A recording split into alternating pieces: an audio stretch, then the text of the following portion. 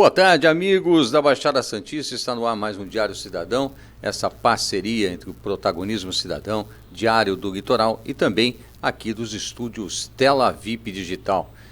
Estou hoje, sexta-feira, aquele dia do papo leve e descontraído, além da nossa política, também as notícias do mundo Red Nerd Pio. Estou aqui hoje com o Carlos Greco e também com meu sempre amigo, sempre parceiro aqui das bancadas, o jornalista Sérgio França. Começando pelo Sérgio, boa noite. Boa tarde, eu já estou antecipando o horário. Sérgio. É isso aí, boa tarde, Paulo, boa tarde, Greco, boa tarde a quem nos acompanha.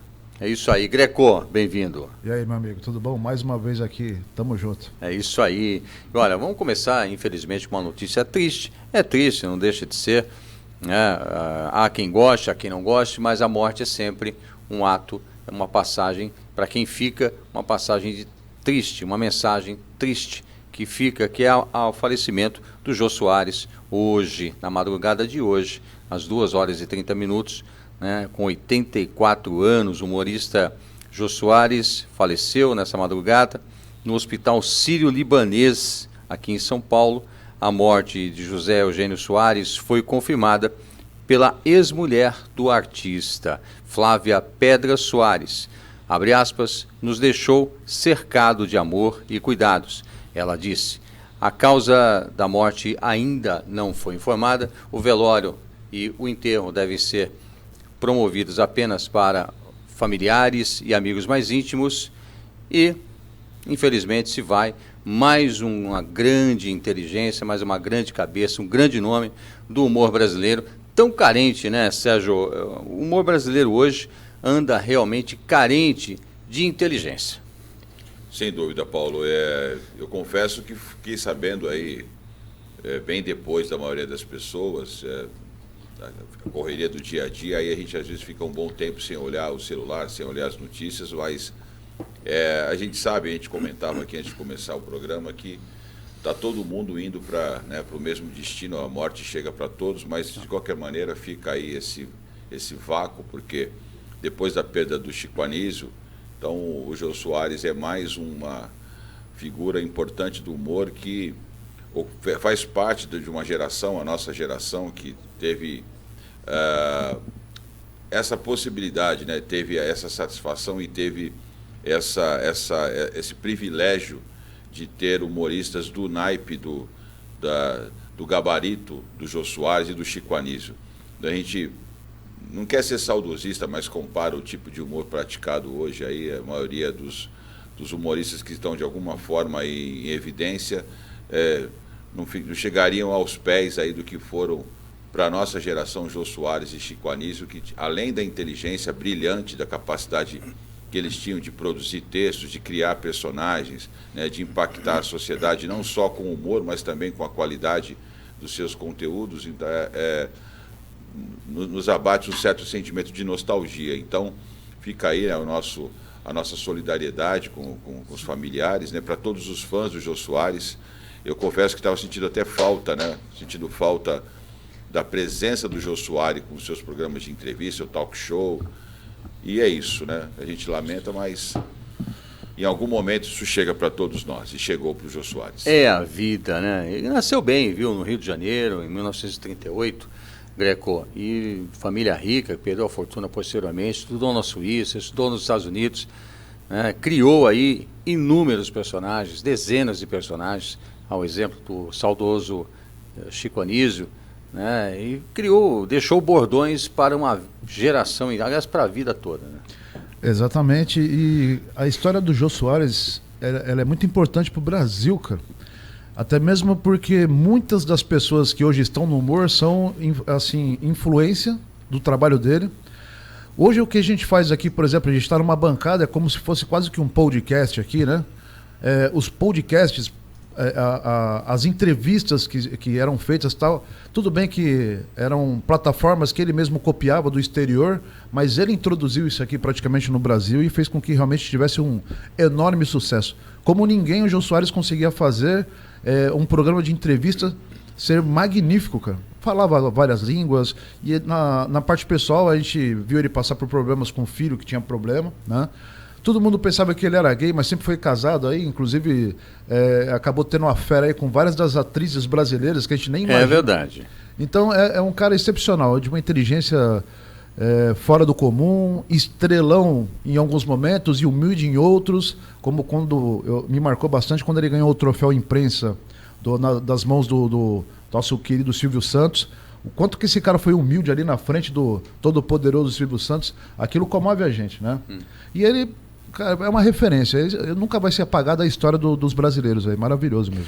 Goste ou não, tem aos que não gostam, né, mas a história do Brasil perde aí um grande personagem e fica aí o nosso mais sincero pesar aos familiares, aos amigos e a toda a nação brasileira que perde um grande humorista. Eu lembro, Sérgio, o personagem que eu mais comento dele é aquele mafioso que andava com o terno nas costas e ele colocava, Sérgio, aquele chapelão, né, de mafioso italiano, né, e ele não dava certo, tudo que ele armava dava errado. E ele falava, não leva a máfia. Meu pai falava, não leva a máfia para o Brasil, que esculhamba a máfia.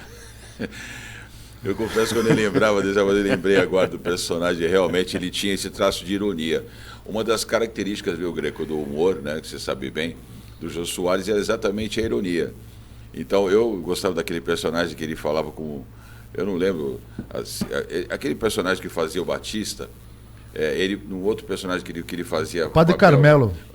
Padre Carmelo. Então, Cala a boca, Batista.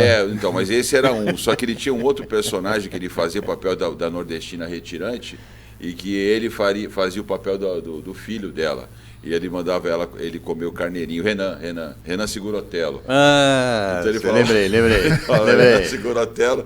Ele falou, amanhã eu estou com fome, come um barbeirinho. Então,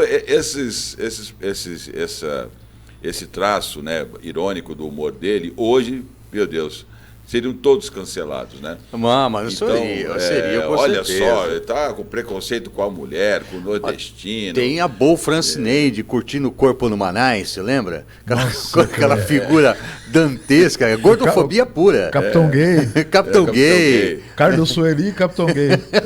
Justamente o irmão Carmelo fazia junto com aquele outro lá, o Batista, né? Que era o Carlos Sueli nessa nossa...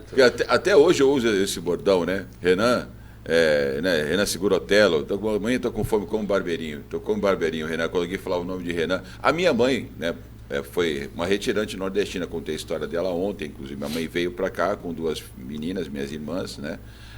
Antes de ela conhecer meu pai aqui em Santos. Minha mãe veio da Paraíba. Então, muita gente às vezes fala, mas eu ouvi esse tipo de bobagem essa semana, você, homem, branco, isso, sei lá. Ficou chato, hétero, né, Sérgio? Ficou chato. E no meio de uma reunião que não tinha nada a ver com esse assunto, e eu falei, mas as pessoas desconhecem a origem da gente, não sabem de onde a gente vem, né?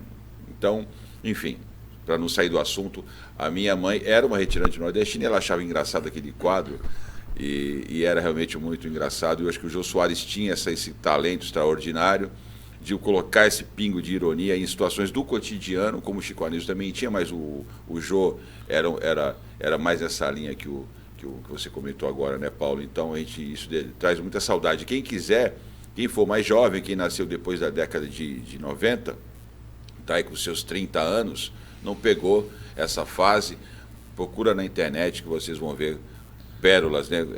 Personagens magníficos. Vocês não sabem, Carlos, a geração de hoje não conhece a inteligência no humor. Eles acham que o do Vivier é engraçado.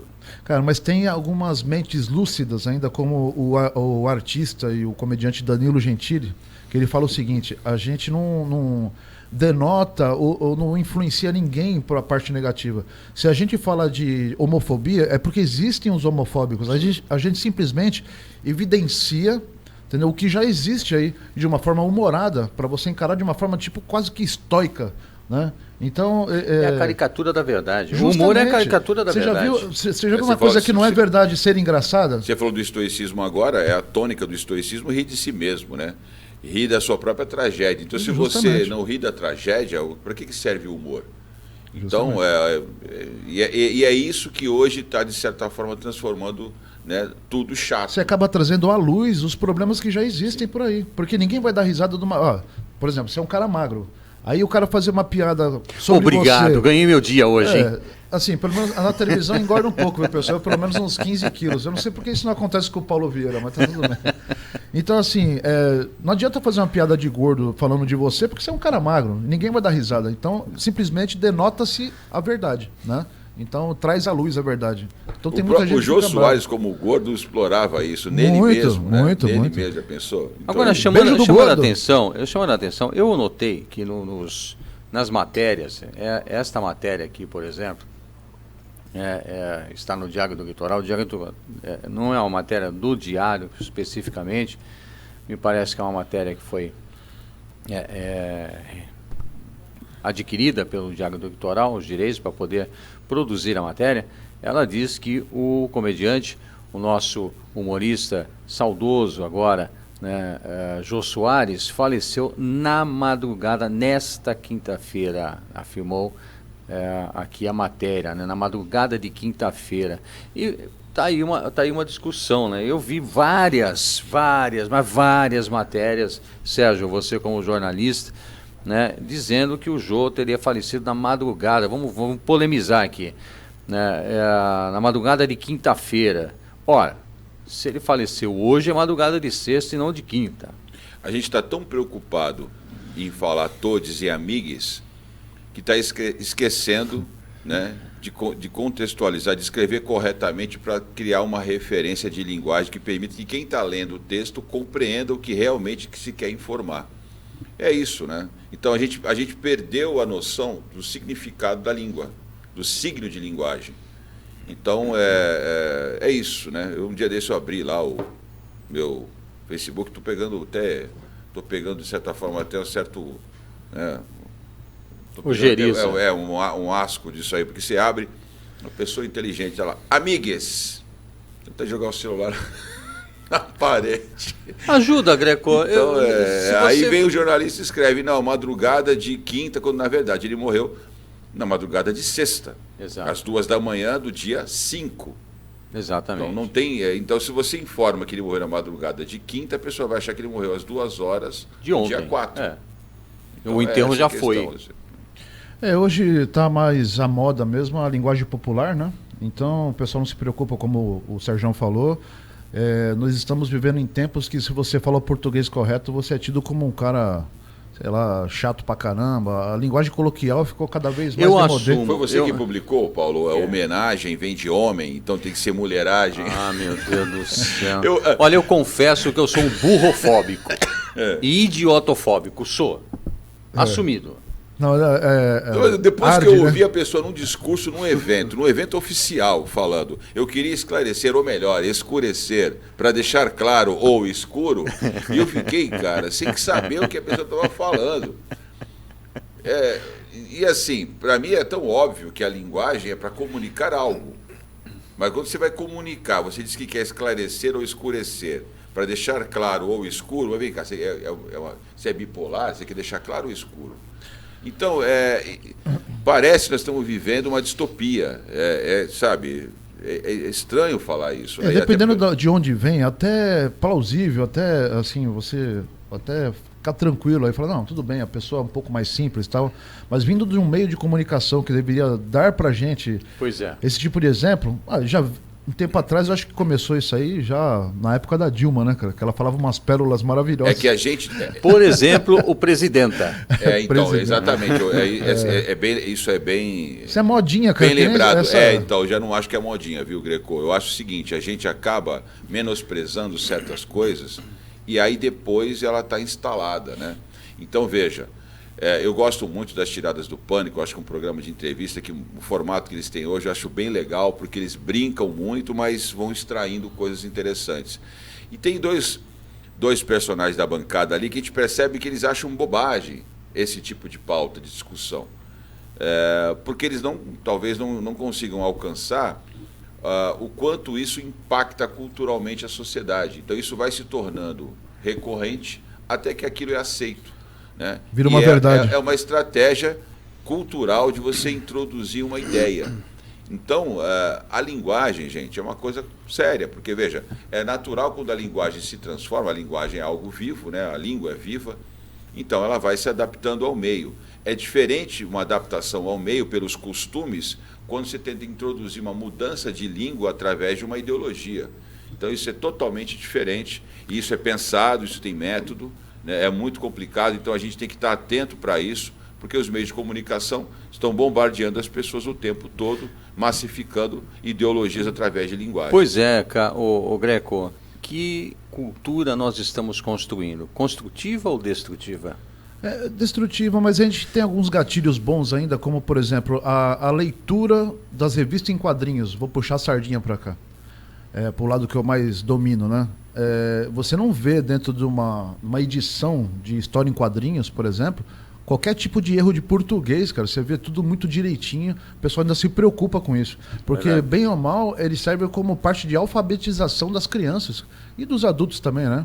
Então, assim, essa parte aí de correção gramática tal, que existe dentro dos quadrinhos é uma coisa muito importante. Eu vou falar para vocês, assim, eu nunca fui muito bom em português na escola, mas se hoje eu escrevo certo e falo certo a maioria das palavras, né? Às vezes a gente faz tem algumas aberrações gramaticais aí, mas foi através das histórias em quadrinhos. Então a leitura é uma coisa o Greco maravilhosa. aprendeu a escrever certo pelas linhas tortas dos quadrinhos. Olha que certas poético também. que foi agora, hein? Foi poético agora. Cada vez mais a gente usando palavras coloquiais e a nossa linguagem formal fica para trás. Sendo que o nosso português ele é tão bonito, né, cara? Bacana. É bacana, Uma é língua complexo. maravilhosa. Difícil, não é para qualquer um. Até o próprio estrangeiro que tenta falar o português aí, eles amam de paixão quando consegue pronunciar as palavras da nossa linguagem.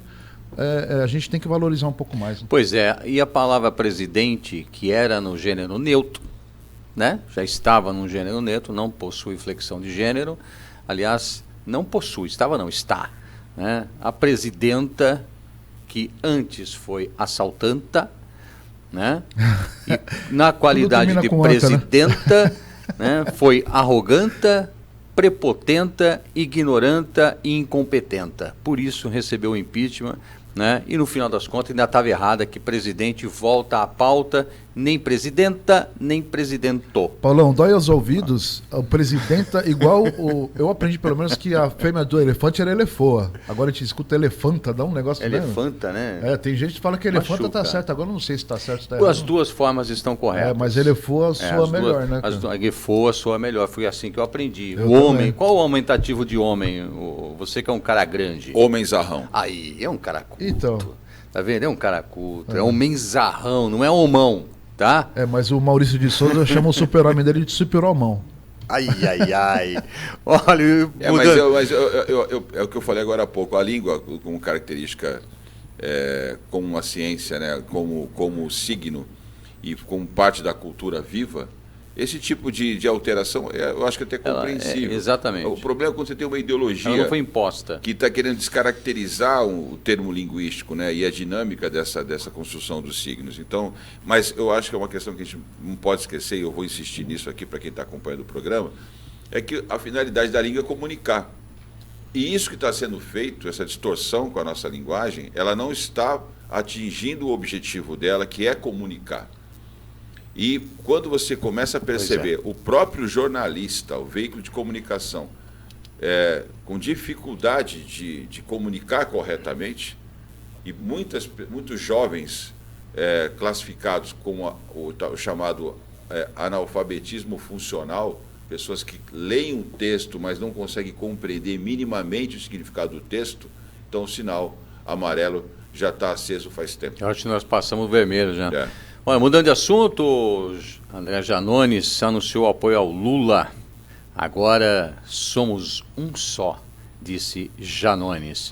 O deputado federal pelo Avante, né, lá de Minas Gerais, afirmou ontem, quinta-feira, que desistiu da corrida presidencial. Ele anunciou apoio a Luiz Inácio Lula da Silva, o ex-presidiário, em uma live ao lado do próprio.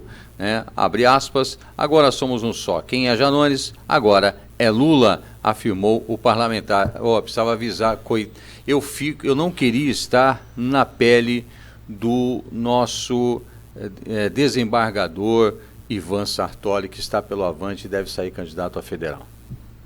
Carlos Greco. Cara, só o de o cara apoiar o Lula, ele já disse pra que ele veio, né, cara? Então não tem muito o que falar, não. Infelizmente, esse Janones aí... O que acontece? É tudo coligações, né? Então ele viu que ele não tinha condições de chegar lá, através da sua própria popularidade, e de alguma maneira o cara quer morder um pouco dessas beiradas aí que... E apostando, né? Porque é uma loteria para eles aí. Quem que será que ganha? O Lula ou o Bolsonaro? Então a gente agora é uma corrida mais pro final das eleições. A gente vai ver cada vez mais as pessoas se fixando exatamente de um lado, né? O Alckmin foi mais rápido do que isso, né? Então ele foi um cara precoce já nos primórdios aí. O cara já escolheu o lado, né? Agora se é certo... ou se é errado, bom, eu tenho certeza que é o errado. Então... Pois é, Sérgio, com quase 8 milhões, presta atenção no número, 8 milhões de seguidores no Facebook, o André Janones se autoproclama um populista, abre aspas, assim como o Bolsonaro. Olha só que interessante, por saber se comunicar de forma eficaz diretamente com o povo, mas fez uma ressalva em entrevista à reportagem que deu à Gazeta, né, e do Diário do Litoral. Em junho deste ano, abre aspas aqui para ele, tenho uma grande diferença com o Bolsonaro, sou um apaixonado pela democracia. Eu queria saber, o Sérgio França, onde foi que o Bolsonaro não foi democrata? Seja sincero, se há alguma, eu quero saber, eu quero ver isso na prática. Primeiro acho que a gente tem que, acho que o nome do partido do Janones vai mudar de avante para trás, né? Porque não tem outra palavra, é para trás, porque estão negando o avanço e querendo voltar para trás, para o retrocesso, ou o retrocesso talvez seria o melhor nome para o partido dele. Mas na verdade, acho que a população está atenta para essas coisas, e quanto à questão do ataque à democracia, para mim nunca ficou tão claro quantas pessoas estão adoecendo. Eu vou falar para quem está com boa fé, né? Porque a má fé já entra num outro aspecto. Tem muita gente com má fé. Agora, se o político está com má fé, de alguma forma tentando ocupar espaço, ou retornar à cena do crime, ou dialogar com grupos de interesse, vão usar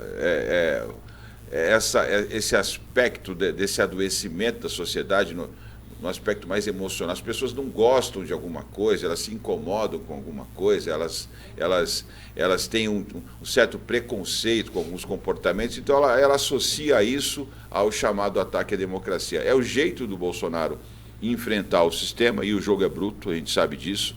Então acho que a linguagem que tem que ficar clara aqui é a seguinte: como nós vamos lidar com o avanço do chamado globalismo, do coletivismo, que aplaca e destrói valores individuais, destrói o direito do indivíduo, do cidadão, desenvolver a própria autoconsciência. É esse o dilema que a humanidade está vivendo hoje. Isso não é só no Brasil.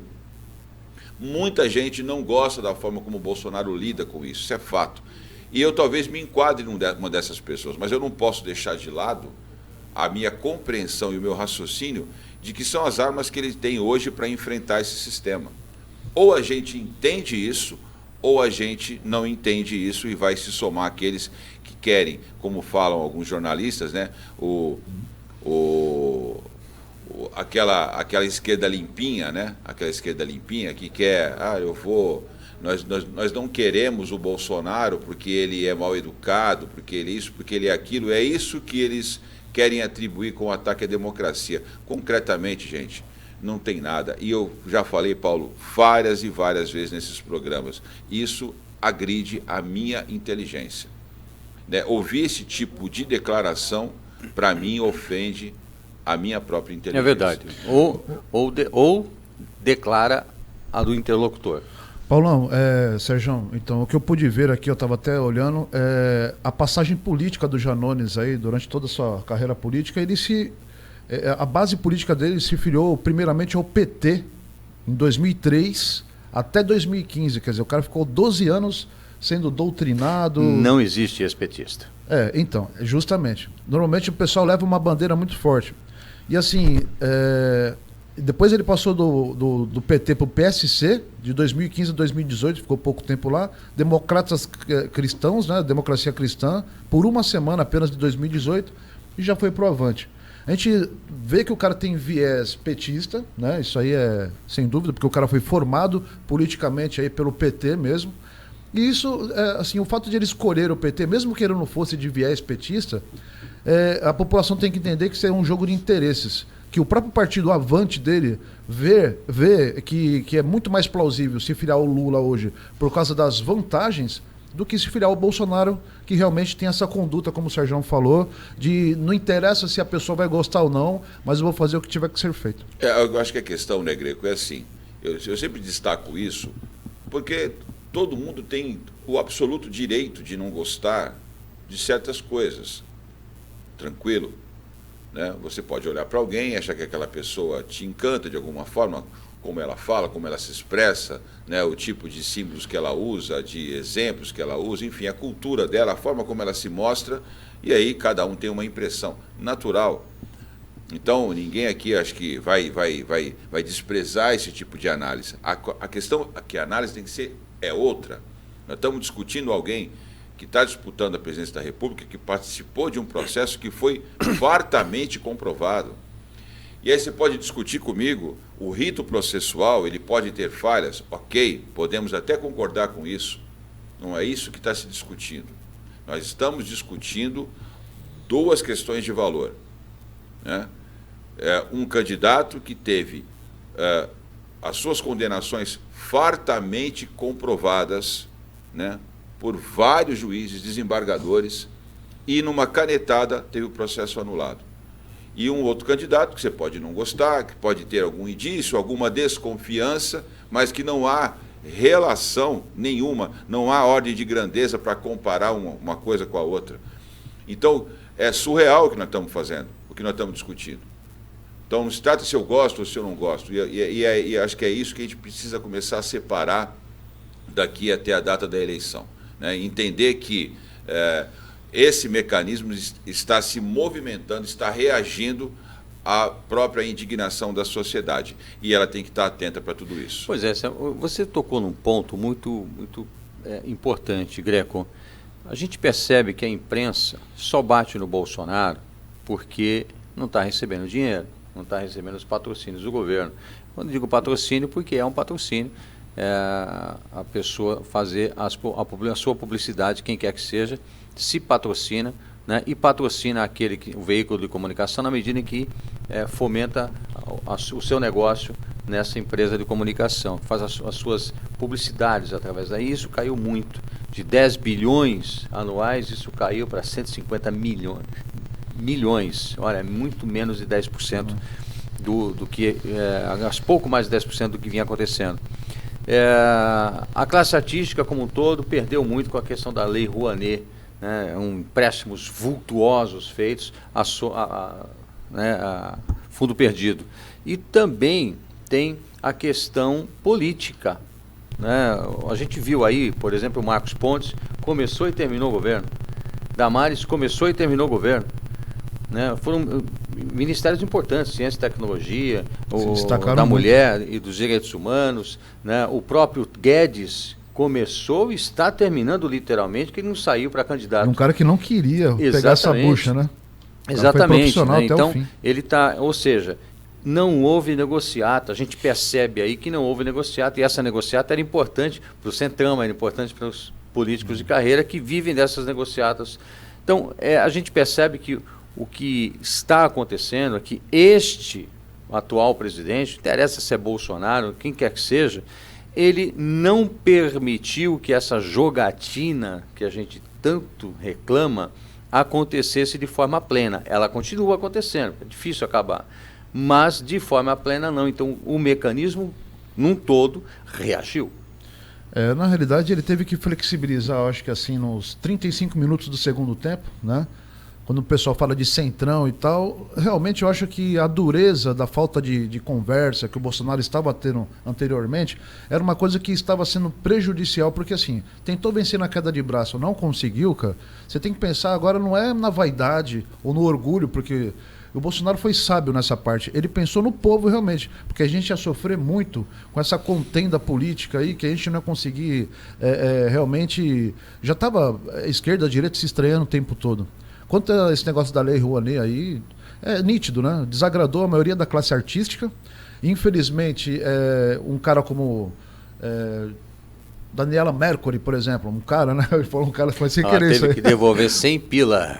100 mil devolveu. Doeu, né, Daniel? E ela, nossa, tem um ódio mortal do presidente. Eu vi uma matéria, não sei se é verdade, em relação à própria Regina Duarte, com 350 mil reais, que vai ter que devolver aí para o governo.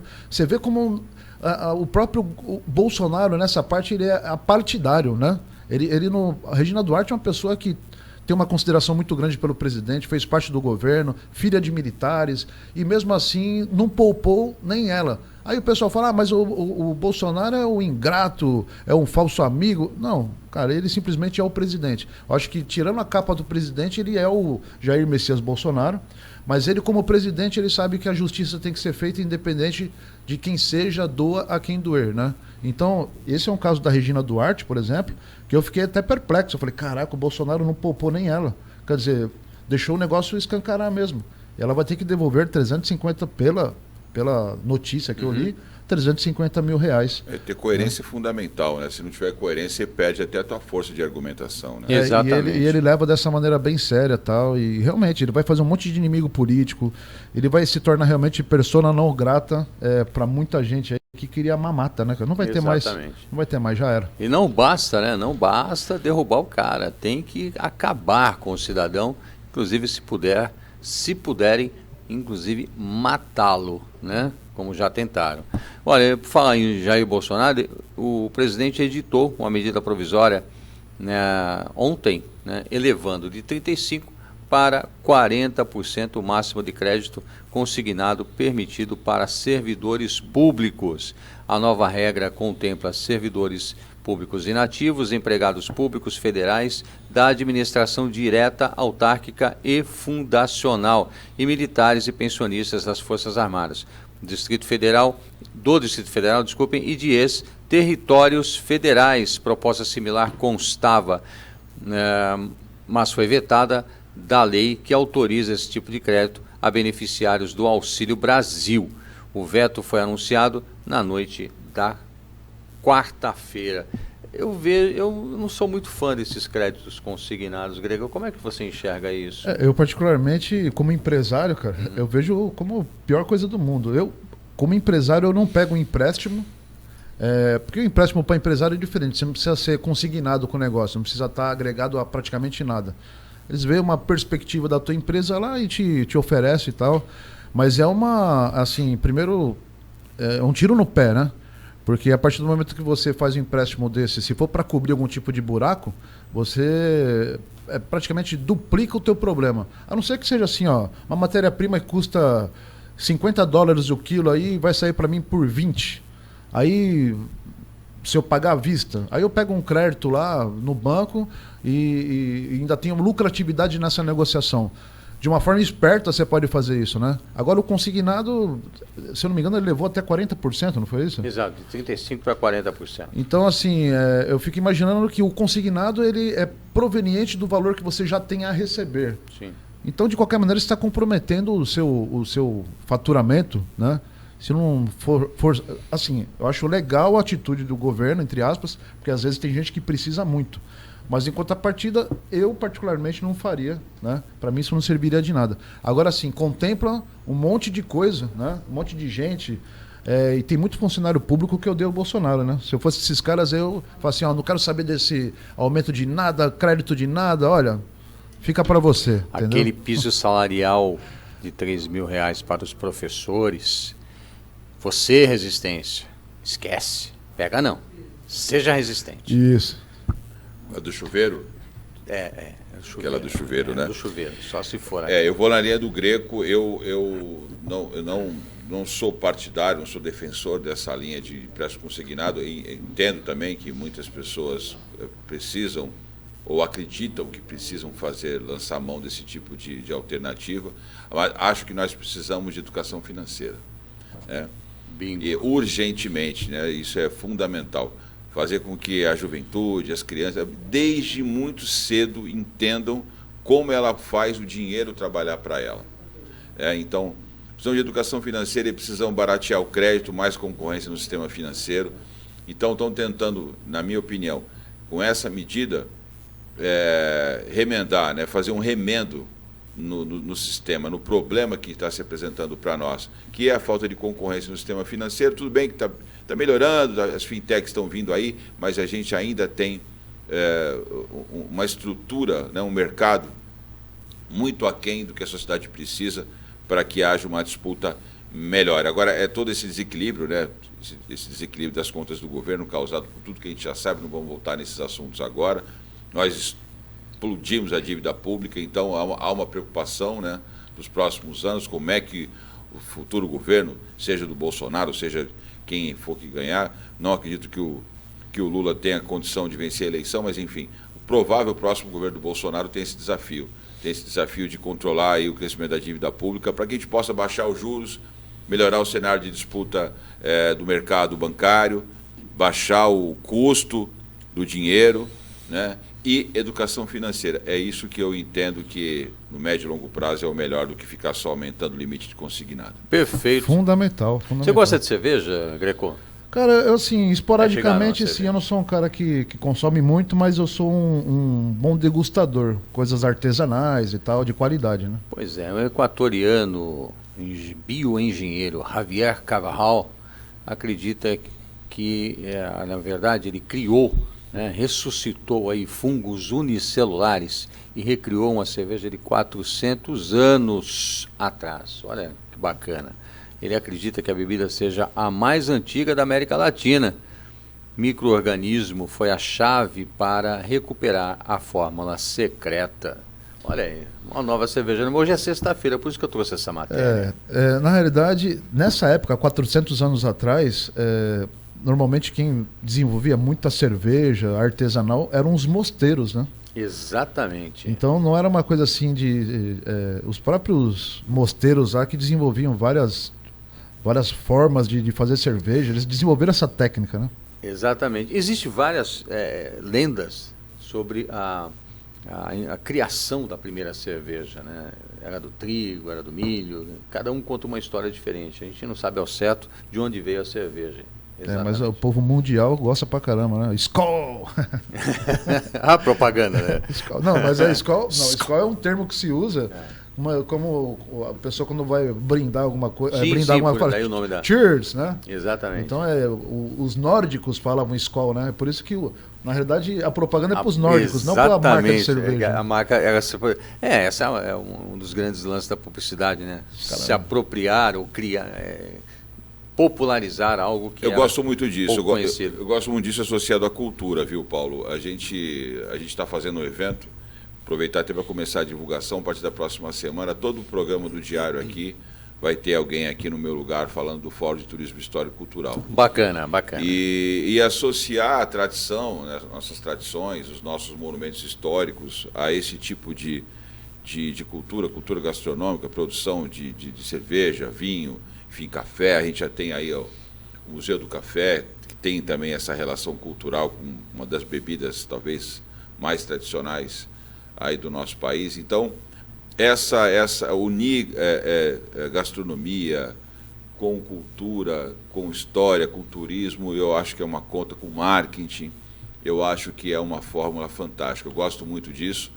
Obviamente que a gente tem que saber fazer isso com competência, né, com qualidade, e acho que é uma saída muito, muito promissora para a região, para o estado de São Paulo, para o Brasil. A gente tem um potencial fantástico para isso daí.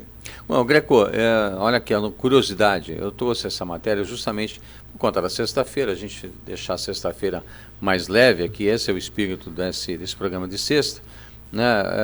Depois de 10 anos de pesquisa, o bioengenheiro ele foi no convento de São Francisco, um importante complexo de 3 hectares construído entre 1537 e 1680, que ele encontrou o que procurava. Dentro de um barril ele extraiu uma lasca e ao microscópio viu o organismo que acabou após um longo período de cultivo, permitindo-lhe ressuscitar a cerveja. Estava no convento. Ah, tá vendo? Era das freiras, não era dos padres. Né? Cara, As, complicado. as freirinhas capuchinhas que tomavam a cerveja há 400 anos atrás. Eles cultuavam muito essa parte de cerveja, de vinho, né? Eles realmente... Era uma outra época, assim, que não tinha essa... Bom, o próprio Jesus Cristo tomava vinho, então a gente não pode, né? Era bebida, né? As bebidas eram alcoólicas, né? Fermentadas nessa época longínqua. Justamente, de uma forma artesanal e como... Eu vou falar assim... Era uma forma de conservar a bebida, mas que servia também para o cara ficar mais alegrinho, né? Descobriu-se isso, mas também, assim, naquela época eu acho que as pessoas usavam as coisas de uma maneira mais comedida, né? É que nem o próprio cigarro, cara. Hoje a gente tem o cigarro industrializado aí, mas quando você via um matuto, vamos dizer assim, no bom sentido, tá? Porque eu amo o pessoal do interior e tal. Mas o cara quando fala assim, eu fumo um cigarrinho de palha, o cara enrola um de manhã, enrola um no finalzinho da tarde, depois do trabalho. Não é que nem o cara que fuma aqui 2, 3 carteiras de cigarro, uma atrás da... Ele está parafusando alguma coisa e tá fumando. Ele simplesmente... está cantando parabéns pro filho e está com o cigarro na boca. São coisas feitas para degustar. Por exemplo, uma bebida dessa, o pessoal vai... Tudo bem, tem sempre o ser humano que abusa das coisas, né? Mas foi feito, na realidade, como uma coisa para dar mais prazer ao ser humano, de um momento especial e tal, e não para você usar até cair. É uma celebração, né? Isso, exatamente. Então, foi totalmente deturpado, assim. Perfeito. E olha só, o Greco, hoje é sexta-feira, você sabe que a gente tem aqui no final do nosso Diário Cidadão. Você gosta de quadrinhos, Sérgio? Você nunca participou aqui com... Você nunca comentou, é verdade, Sérgio. Participei. Na verdade, gostei, já gostei muito. Hoje não eu gosta confesso mais. Não é que eu não gosto, não tenho tido tempo. Eu gosto muito de ler. Né? E eu tô com vários livros lá empilhados na minha cabeceira. Aliás, não só quadrinhos, né? O mundo Nerd Pio, ele abrange não só os quadrinhos. Na verdade, você tem o cinema, você tem séries de TV que derivam dessa cultura nerd. O meu filho que ele conta, ele explica tudo que o Greco ensina aqui no programa, é o meu filho de 16 anos que me conta. Sabe tudo. A origem de cada personagem, cada herói, os estúdios, inclusive o criador dos estúdios. Então ele entende tudo isso aí. Então eu falei, o pai não entende muito, até porque está faltando tempo ultimamente. Mas eu gosto, acho bacana. Eu confesso que eu também não tenho lido mais nada, Greco. Eu não consigo mais acompanhar. É que assim... Quando você lê os quadrinhos, no caso de quadrinhos, você tem uma visão do mundo aí dos super-heróis, e quando você vai, por exemplo, para o universo cinematográfico, é outra visão, porque eles fazem adaptação. Sim. E às vezes é muito diferente do contexto daquilo que você vê. Daí muita decepção, né? Porque se espera o... Para os caras mais antigos um pouco que leem como raiz, realmente decepciona um pouco, mas a gente vem aprendendo a aceitar um pouco mais, e já que você... É uma forma de você ver... Eu costumo dizer o seguinte, por exemplo, Batman pode vir do jeito que for. Eu tô vendo o herói que eu idealizei desde a época que eu era moleque nas telonas. Eu fico feliz com Aliás, isso. para quem viu Adam West como Batman, o que tem hoje aí pode ser o pior que for, é bacana. Cara, o Adam West pra mim ele é muito top, cara. O Adam West é aquele que fazia o Paul. As onomatopeias na televisão. Ele foi o Adam West e precursor. Burt Ward. Burt Ward, eu fiz um vídeo agora falando de uma coleção da Twitter Head. Essa coleção ela abrange todo o elenco do Batman de 66, né? E eu acabei de fazer sobre uma mulher gato, que eu recebi agora nessa semana. Muito legal, cara. Linda, maravilhosa. E justamente, essa é a época de ouro, né, cara? É legal. O Batman correndo no pier com aquela bomba, né? Bomba redonda, preta. Não sabia pra onde que ele ia, cara. Era muito bacana, eu adorava aquilo. César Romero, pra mim, é um dos melhores Coringa. Aliás, talvez o melhor.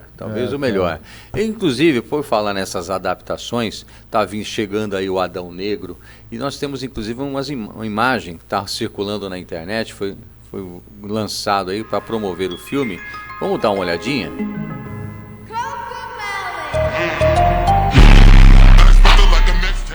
Primeiro... Olha, tá vindo com força aí o Adão Negro, hein? Parece que tá bacana. Cara, tem algumas curiosidades do personagem. Olha lá, isso aí não é enchimento não, hein? Não. Não é enchimento, o cara... Dwayne Johnson é forte pra caramba mesmo, cara. O cara é desse tamanho mesmo. Ele tem meia idade, né? Tem 49 anos aí, mas olha o cara é halterofilista pesado, um ator de sucesso de Hollywood e tal, o cara é top. E assim, Adão Negro veio pros cinemas aí... na promessa de ser melhor que até o próprio filme do Superman, cara. Entendeu? Vai ser um cara muito mais querido, inclusive. levando em consideração que o Ele seu... ele é um anti-herói, né, o Adão Ele é um Negro. anti-herói e muitas das vezes ele foi criado como vilão de Como verdade. vilão, Né? né? O anti-herói virou depois tal qual foi o sucesso do personagem, né? E a gente teve uma lástima, infelizmente, aí desse filme do Shazam, que foi Triste. praticamente um filme de comédia. E a gente, é claro que o The Rock ele tem assim o seu viés de comédia. Foi muito teen, né? Foi muito teen, Muito é. teen, cara. Mas ele veio para fazer a coisa séria. E você sabe uma curiosidade dos quadrinhos? O Adão Negro, se ele não tivesse a parte ruim dele, até pelos deuses que ele provenientes do poder que ele tem, que são os deuses egípcios, né? A diferença do Shazam é que é proveniente dos deuses gregos. Certo. Então essa é a diferença. O poder do Adão Negro vem dos deuses egípcios. E diz o seguinte, que se ele não fosse ruim, ele seria mais forte fisicamente do que o próprio Superman. Que a força dele é limitada justamente pelo fato dele ter a parte ruim dele. Né? Então o Superman ele é mais forte por causa disso. Eu gosto dos quadrinhos porque ele coloca o mal no mal e o bem no bem. Não fica floreando. Ah, mas vamos relativizar. Ele não é tão ruim assim. Então, é interessante, né? Porque eu acho que tem um aspecto filosófico também, né? Mas é de uma maneira um pouco mais objetiva.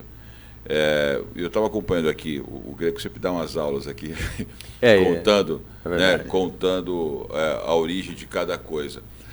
Mas, para fazer não diria um contraponto, né? Mas acho que colocar um elemento a mais nessa discussão, eu acho que era interessante a gente explorar mais os quadrinhos como forma de incentivar a capacidade, né? Essa forma lúdica de você trazer o raciocínio, a capacidade de compreensão, né? O aspecto filosófico do adolescente, do jovem, usando o lúdico para atrair uma capacidade de percepção da realidade. Acho que a gente tem que usar mais essas ferramentas, e o espaço aqui, o Paulo e o Greco usam para falar desse assunto, acho que segue nessa linha. O Greco, tem evento esse final de semana? Não? Cara, nós vamos ter um evento aqui no Caipira Voador, que fica na Avenida na Costa.